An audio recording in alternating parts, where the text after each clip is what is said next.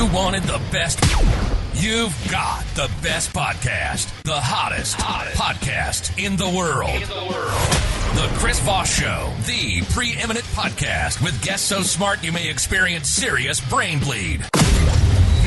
Get ready. Strap yourself in. Keep your hands, arms, and legs inside the vehicle at all times, because you're about to go on a monster education roller coaster with your brain.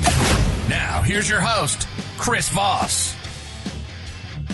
Not a monster roller coaster with your brain. It's so hot. Hi, folks. Chris Voss here, your host of the Chris Voss Show. Do I actually have to say that? Because it is the Chris Voss Show, but I still have to say I'm the host? That makes no sense, or it makes all the sense. I don't know which it is, but be sure to refer the show to your family, friends, and relatives. Also, go to iTunes and give the show a great referral. Give it that 5-star love. We certainly appreciate you doing that. Tell people how much you love the show, because that's what makes my day. That's what makes new shows. Otherwise, the new shows don't get made, because I just wallow in a pool of self-pity, and I don't believe anyone loves me. Or as we like to call around here, Wednesdays. I don't know what that means. Anyway, guys, thanks for tuning in. We certainly appreciate it. We've got an amazing author on the show, as always. But in the meantime, go to youtube.com/Chris Voss. So go to goodreads.com/Chris Voss. Our groups on Facebook, LinkedIn, Twitter, Instagram, TikTok, all the crazy places those kids are playing these days. And check us out, including Chris Voss Leadership Institute.com. You can see some of our courses and leadership training that we have there as well, my speaking, etc. Today, we have Chris K. Jones, a new author on the show. He's the author of the newest book, Headcase, Book 1, Shock and Denial, that came out March 10th, 2022. We're going to be talking to him about his amazing book. He is a recovering serial entrepreneur who quit at the peak of his career to honor the promise he made to himself at 19 that he would become a writer. He splits his time between Tarrytown, New York, and Barbados, where he finds time to swim with turtles and observe cloud animals. Although he doesn't have any children, his inner 8-year-old keeps him on his toes. He's an extrovert who's decided to work in the world's loneliest profession, writing books. Yes, I can tell you that from my experience. Writing his first novel, Headcase, has been the best form of therapy he's ever had. Well, that's good for him, because mine broke me. Welcome to the show, Chris. How are you? I'm great, Chris. Thanks for having me on. Really appreciate it. I think it was the editing mostly that broke me, but I wrote it in 3 months, so a bit of a head spin. So welcome to the show. Congratulations on the new book. Give us your .com so people can find you on the interwebs. Sure. You can go to chriskjones.com, and if you sign up for the mailing list, you can get the first 7 chapters free of Headcase. So figure if you like it, then go buy it. You can also reach me on Instagram at headcase_novel, as well on Facebook, Chris K. Jones author, and on Twitter, headcase_novel. There you go. So what motivated you on to write your first book? Well, I always wanted to be a writer. So even as a small boy, I had all these real vivid imagination and all these things in my head, and I can't draw. So I couldn't get them out. So I learned to write them down. And then I had encouragement from my high school creative writing teacher, who I dedicated my book to, Mr. Paul Putanik. And then even in college. But I'm right brain and left brain, and I love business, and I had the choice between accounting or English. And I kind of went with the more practical side and studied accounting. And even when I was in college, my sophomore professor said to me when I was 19, said, "Chris, you're really talented. You should switch from accounting to English and pursue your writing." And I said, "Look, I grew up poor. Don't want to be a poor, starving artist. I'll go make some money, and then I'll write." Come on, poor, starving artist. It's great. Everyone does it. It's the thing. No, not really. It's the latest thing. Yeah. That might be a better field of avenue to, get the money first, then go chase your dreams. Because chasing dreams sometimes that requires money, I suppose. So give us an overview of the book. What's the book about? It's a novel, from my understanding. Yep. It's a novel. It's the first in a series, and it's called Headcase. The first book is Shock and Denial, and it follows a week in the life of Dr. Andrew Beck, who's the go-to sports psychologist for troubled pro athletes. And there isn't a head he can't fix, except his own. And when his own inner demons get the best of him, he misuses his insider access to athletes in a wager, which leads him down this dark path of blackmail, mysterious murder, and life or death bluffing. And his only way out is to go all in. So I mean, the theme, yeah, the theme of it is really, if you don't discover your demons, they'll destroy you. And it doesn't matter if you're rich and famous or a pro athlete. If you don't solve for your traumatic issues, they're going to bring you to your knees. Trauma. A favorite subject of human beings everywhere, whether they realize it or not. So that's interesting. So Dr. Andrew Beck, he's a go-to sports psychologist for troubled pro athletes. What was the reason you chose the title Headcase?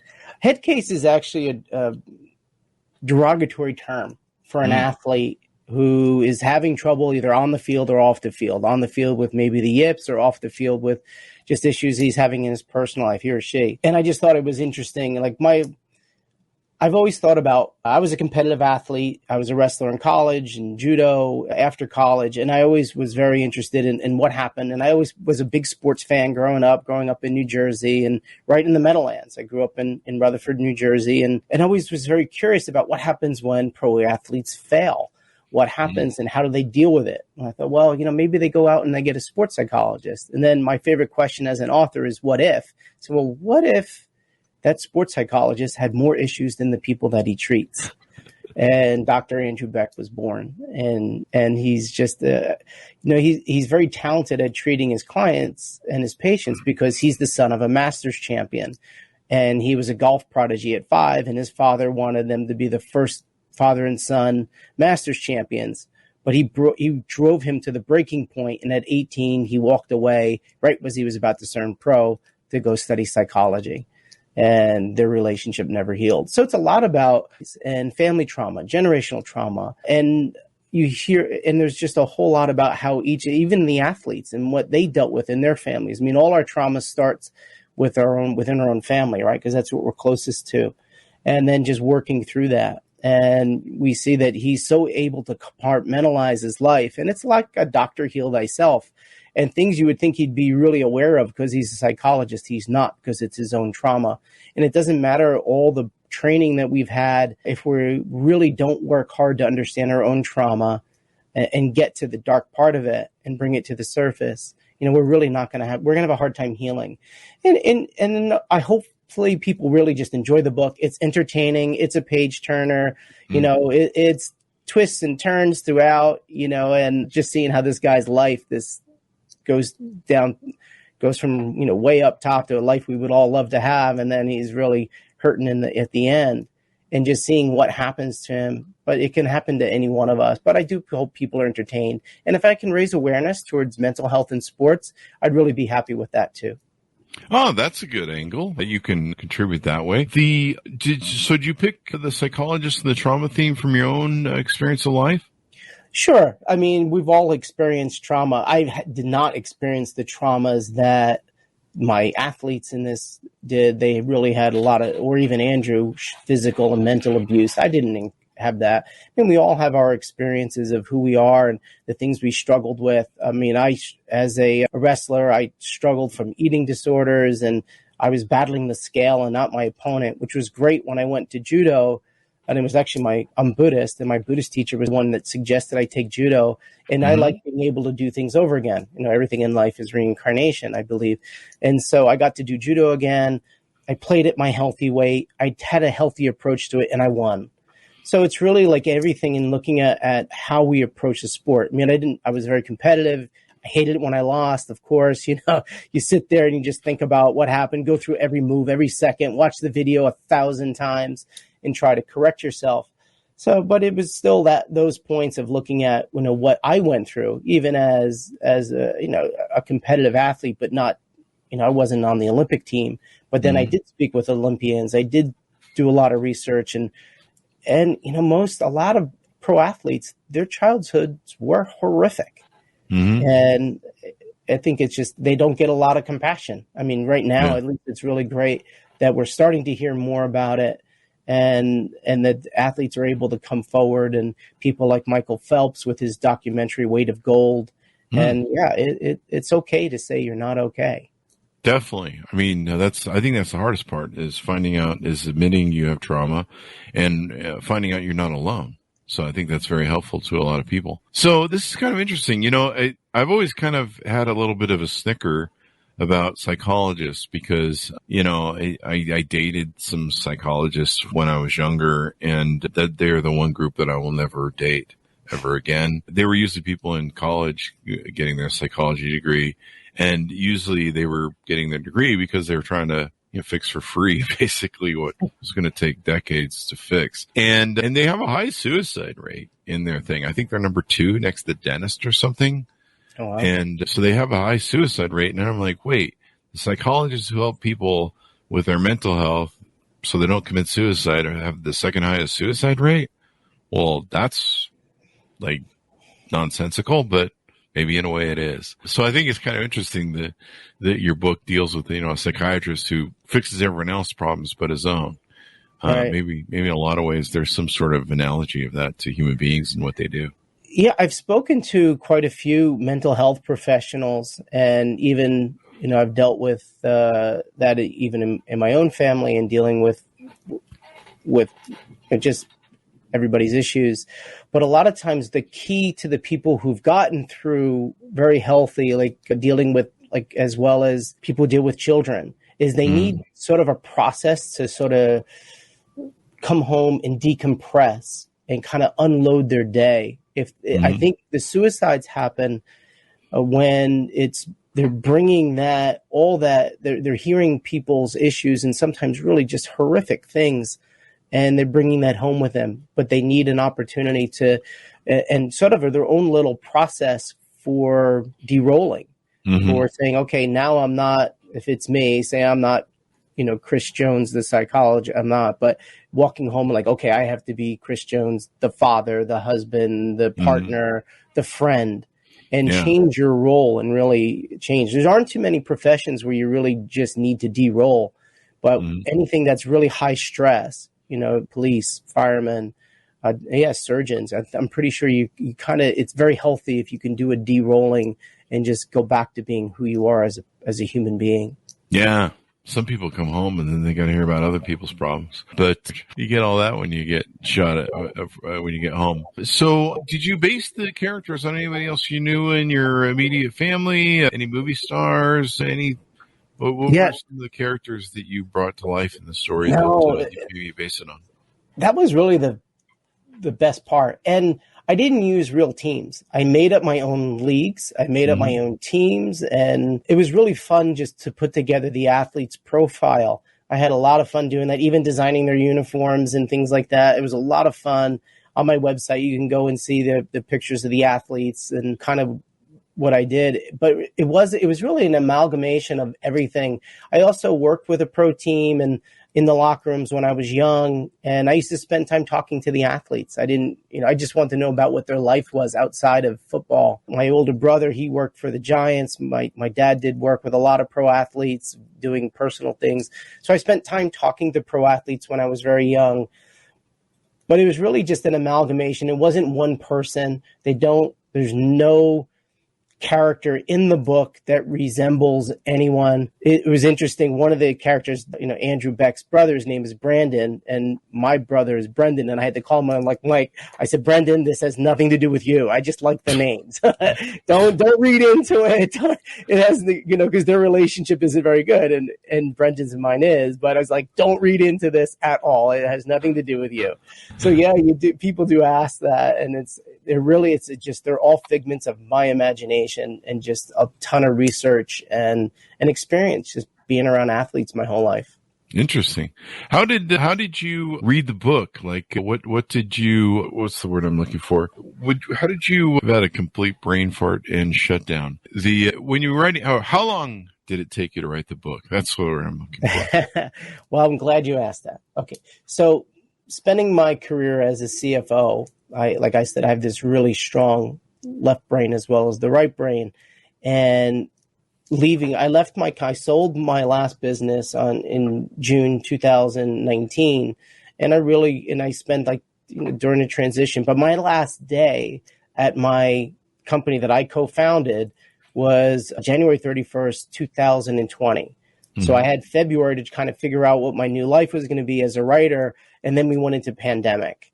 So then I was like, it was great for me because I got to just have all this time to focus on writing. And then I moved to Barbados and wrote the novel down there. And that image in the back isn't some random shot. That's actually my backyard in my house in Barbados. And it was a great place to write. It was also motivating, realizing I'm getting up each day and saying, look, I know I'm living an author's dream. I'm not. And so get to work, because most authors would give their right arm to be able to write from a beach in a beautiful place. So that was it. But because I have this other side, this logic side, this CFO that's constantly asking, what's the ROI? What are we doing? How are we doing it? And I needed that time for the creative person to come out. I kept a timesheet, because now it gave him a metric. So I know exactly how long it took, 714 and a half hours. That's how long it took. Wow.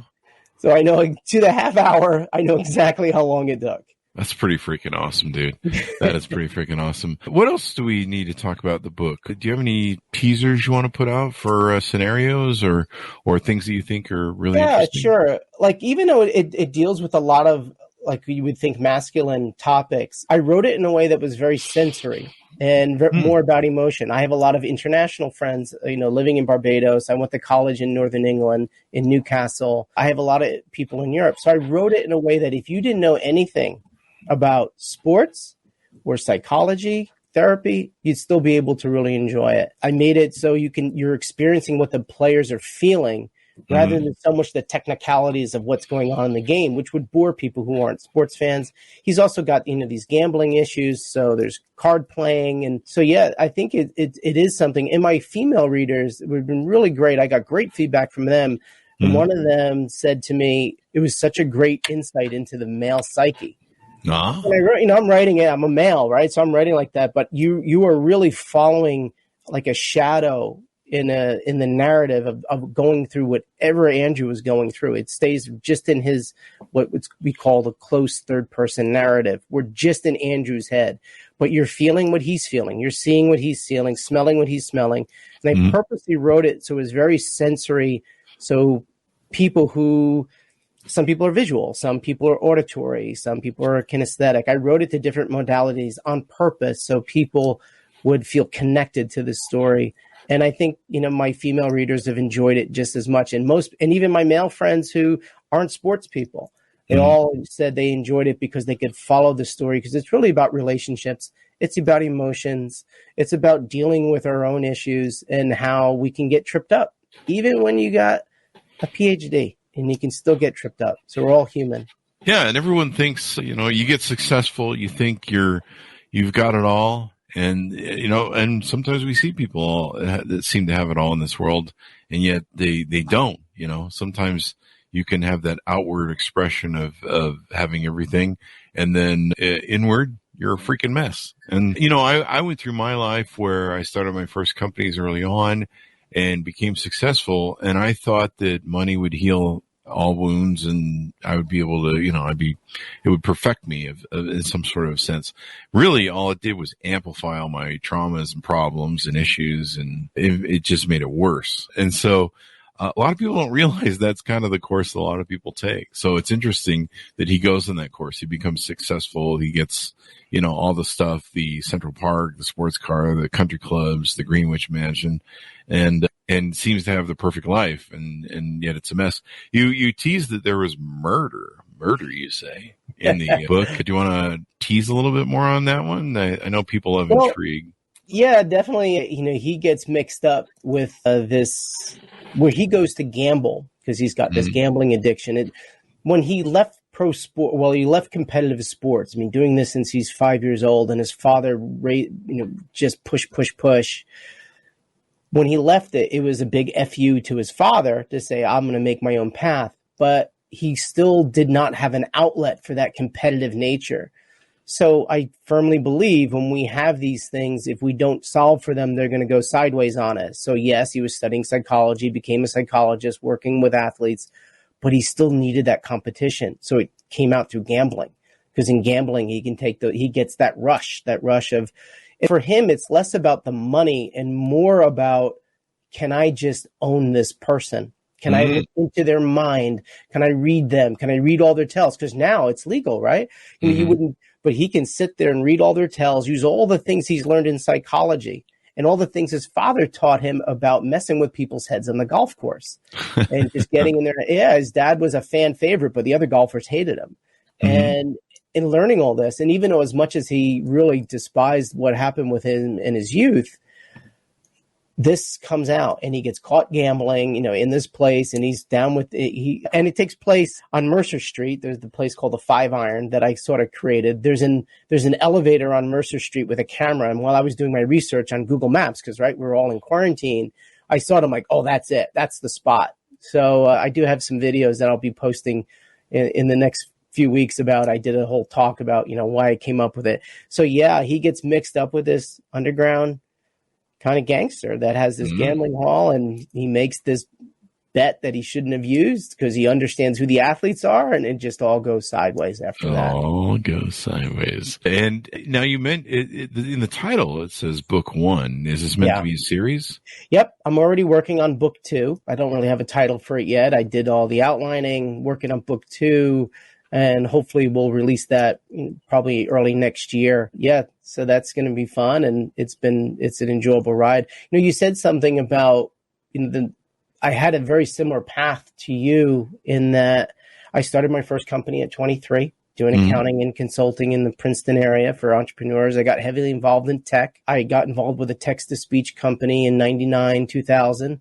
Raised money. I raised $2 million for them and then sold their software to Microsoft. Did really well and thought, oh my God, this is great. I finally made it. Years of poverty and, just scraping by and ramen noodles and, just getting by. And I thought, okay, this is great. I finally made it. So then I took that money, put it into a mobile gaming. And this is 2001.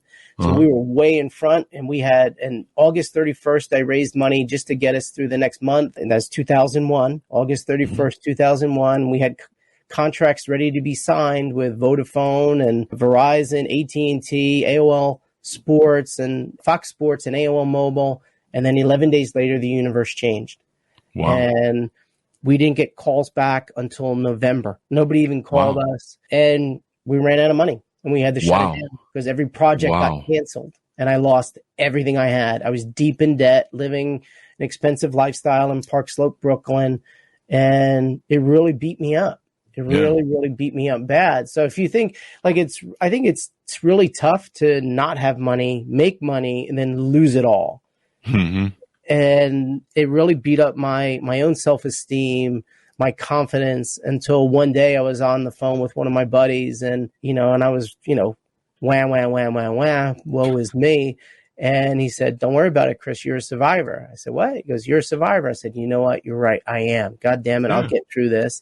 I made a goal, I started my consulting company again and said 90 days I'll get a client. And I got one in 89. Nice. And then that helped me build. And then I sold that and got on to the next company, Durrani Reynolds, which I built with my 2 partners over 10 years and then sold that. So, it's like rags to riches story. And it's tough. And like you said, you think you've made it. And even then, I think it's really important to have a what's next. So many people, when they succeed, they think, oh, I'll just play golf for the rest of my life or what. No, you need to have a what's next. And I think one of the things that's really kept me very healthy about this is that I wanted to write. So I knew what I wanted to do next. And I really advise people, when they're coming to that point where they've achieved some success, they want to sell their company, think about what you want to do. Think about how you want to, what's going to be your life's mission, what's going to be your purpose, how are you going to go out, how are you going to give back? I think philanthropy is really, really important. How can you raise awareness? For me, it's telling stories and raising awareness to generational trauma and mental health in sports. Telling stories, whether they're a novel or a business book or any other kind of book, it's almost like a manual for life. You end up learning from other people, learning stories. We don't have a manual for life. At least I didn't get one. Mine got lost in the mail, evidently. We learn from stories. That's why we watch movies. That's why I watch TV, which always makes me nascent about those people who watch CSI. I'm not sure what they're learning, but it's interesting to me. And so, what you've said resonates. Yeah. When people go through cathartic moments where they lose everything and then come back and sometimes you gamble and sometimes you lose, sometimes you win. You know, it's all a part of life. And a lot of times in those cathartic moments, you realize that it wasn't the money, it wasn't the success, it wasn't the property, it wasn't all the things you own that ended up owning you. It was always you the whole time who generated all that. And that's the real beauty of those cathartic moments. To follow up to the previous question, so is the further books going to have the same characters in it, or are you going to? Yeah, a lot of the same characters are in it. We'll keep following the athletes. I added a couple of new ones, and it gets a little Shakespearean. It's always he always had good plot lines. So. You know, if you add a character, you got to get rid of the character because you can only keep so many people in line. Otherwise, it becomes Lord of the Rings. You know, it's kind of fun to kill off a few people here and now and then. Is Dr. Andrew Beck going to be a continuing feature, or? Yeah, definitely. So he'll be through it. He's got a long journey to go through. You know, he's still got to get to the point. You know, where he's just starting to see that he has a problem. And that's step one, right? Mm-hmm. When you first recognize that we have a problem and you can admit that to yourself, you know, that's just the beginning of that journey. So yeah, he's got a long journey to go, and a lot of things are going to happen. And, you know, he's going to learn that he can't, as smart as he is, even though he's the smartest guy in the room, he's not always so self-smart. You know, his self-awareness. That's very true. Someone's commenting, made it is truly about what's in your head. Yeah, so people assume that they made it, and there really never is no made it. In fact, if anything, the more successful you get, the higher that tightrope goes. You know, the more you can look down and go, there's a long way down. Like, you know, no one gets paid this amount of money, and you can just quit and go to McDonald's and get paid the same. I think if you start changing your metrics to how many people you can help versus, you know, how many zeros in your bank account, and hopefully to the left side of the decimal. So I've been in that side too. But yeah, it's really, I think, start thinking about how can I help? How can I influence? What's the best way? I mean, having a podcast where you go out and you're helping and teaching individuals and bringing on people who can hopefully inform and entertain. And that's what I like to do. I want to entertain first and foremost. I want you to be entertained. I want you to pick up the book at the end of your day and lose yourself in the world that I built, and give yourself, you know, 20 minutes of break from your difficult day. And if you can pick something up, if something motivates you, inspires you, well, that's just bonus. You know, that to me is something.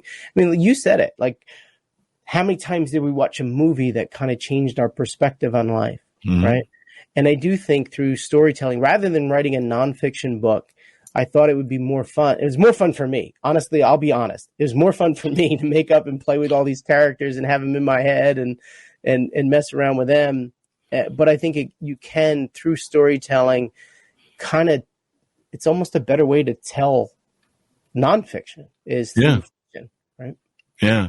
I was struggling. I think there was one point in editing and one point where I was writing like 12 hours a day and re-editing at that point. And I was losing my mind, and I reached the point where I was ready to throw it all out the window. And I called up a lot of my friends who were authors, and they go, yeah, if you're at that point, you're at the good part because you're almost through it. Yeah, just keep going. Just keep going. Keep going. And I was like, are you freaking out of your freaking mind? I'm so done. And I was frying myself up. I was pushing it way too hard. I mean, I banged it in 3 months. And, you know, a lot of it was easy initially because it was stories that I've been using as a griot of my business lessons for, 54 years or 20, 30 years, however long it was. And so, it was a lot of putting those stories to paper, but then the editing and the rewriting and the structuring and how we wanted to do things and, do this, do that. It was pretty whipping. But, one of my authors, I think came on the show. She said to me, she told a story about how she one time met this gal at a book signing, and she said that her books helped her while she was in prison. Oh. And she told the story about how all the prison, the women in the women's prison were reading her books and using them to help set a course for a better life when they got out of prison and improving, their kind of mindset. And so she keeps a picture of that person that they sent them in the orange jumpsuit at her writing desk. And she realizes she's not writing for herself anymore. She's writing for someone else. And that really helped me. And then another author friend of mine, somewhere in the editing process, she wrote me and she says, there's somebody out here who needs this book. And if you don't finish writing it, you're not going to be able to help them. And they're going to read this book at the right time and need it at the moment that they need it most. And your job is to get that book out so they get that book in their hands. And that gave me a mission from, not from God, but whatever. Well, from who you are as a person. And I think that's really important. We all have a story to tell. And I think the more we can go out and help in a way, if that's what we can do, and we want to tell our stories and hopefully they have positive influence on people, and then that's good work. That's good work. It was enjoyable. Yeah. I mean, I think the version you kind of hit that point about you get where you're at. I'm like, oh my God, I'm so done. My version that finally got published was version 8.6. So if it got a whole number, like this is my accountant in me, right? So if it got a whole number, that means the change was so big that it changed something really important in a plot point. And then if it was like a point something, that just meant there were other minor changes that needed to be made. But so 8 versions. It's wow. Wow. I mean, the editing is good. It's important, but man, it gets frustrated. But we had a tight timeline on mine. This next book that we're working on now, we're taking our time with, probably taking a little too much time. I've been screwing around a little bit, but it's one of those things. But I'm glad you wrote a book that people can learn from, that they can, there's a story there where they can learn some lessons about life. And some of that is interweaved with your own experience. And it'll be interesting to see how this goes. Do you have any numbers of books that you want to run this through, or are you just going to take it book by book? This series will be about 3 to 5 books, depending, honestly, I let my characters kind of talk to me and they kind of tell me what they want to do. It's pretty interesting experience. And so they'll tell me where this needs to go and when it'll end. And then I have a list of other books that I want to write, and some historical fiction, I wrote a play years ago while I was going through learning writing and everything. I wrote a play about 2 Marines and their PTSD. Oh, wow. That's something called Twisted Metal. And that's something I want to then turn into a novel. And I have a couple of other stories of things that I've written over the years. I always, really started to just keep, so I got tons of halfway things, outlines and stories. So there's a lot to do. I just, now it's just, like to get the word out about this and hope people really enjoy it. And then a couple of people have asked, like, when is the next one going to be ready? They read it and they're like, are you done with the next one? I'm like, no. So the pressure's on now. You do it well once. And it did win an award from Literary Titans, a gold medal. And awesome. It's won an award. It's gotten some 5-star reviews, and it's been really nice. People have been very gracious with their words, and I just want people to enjoy it. I really do. And kind of, if you can pick something out of it, that'd be great. But first, I want you to be entertained. Yeah. The main thing. There you go. PTSD, might be an interesting book. We just had Jason Kander on the show with his book, Invisible Storms. Great guy, president. He ran for president, and he has a great political podcast. Great guy. And PTSD, I think, is, something that's underrated, and a lot of people don't realize they have it, or, that's another thing of, trauma, that we're not wanting to admit that you have it. Anything more you want to tease out in the book before we go? I think it's just that, if you're looking for a good summer read, something to get through quick, I think it's a great pickup for you. Again, you can go down and if you're not sure, go out to my website, just subscribe to the mailing list. You can get the first 7 chapters for free. Mm-hmm. And if you're not hooked after 7 chapters, don't buy the book. But if you are, go buy it and read the rest of it. So there you go. Yeah, that's it. There you go. Well, it's been wonderful to have you on the show, Chris. Thank you very much for coming on. We really appreciate it. Thank you. I really enjoyed it. I've really been enjoying listening to your podcast, and so I'm glad we've been introduced, and I look forward to hearing more. So thank you very much for having me. We've got some really exciting guests coming on. We always have exciting guests. So the book company send us just the most wonderful people and just brilliant CEOs. There'll be more leadership discussions we'll be having on. My next book is interviewing a lot of CEOs on leadership and how it works and stuff, kind of around my first books. And so it'll be interesting to see how that whole thing plays out. And yeah. Lots of discussions and it'll be interesting to see how the world changes with COVID and everything we're doing. Yeah. Give us your .coms again one more time so people can look you up on the interwebs. www.chriskjones.com. And on the site, you can either order from Amazon or you can, again, download the first 7 chapters free. You can find the book on Amazon, ebook on Apple Books. And if you want to reach out to me through Instagram, it's Headcase_novel, Facebook, Chris K. Jones, author, and Twitter too, also Headcase_. There you go. Well, thank you very much for coming on. Thanks, my honest, for tuning in. Go to youtube.com/Chris Voss. Hit the bell notification button. Goodreads.com/Chris Voss. See everything we're reading and reviewing over there. Also, our big LinkedIn group and the LinkedIn newsletter. Subscribe to that thing as well. Thanks for tuning in. Be good to each other. Stay safe. And we'll see you guys next time. And that should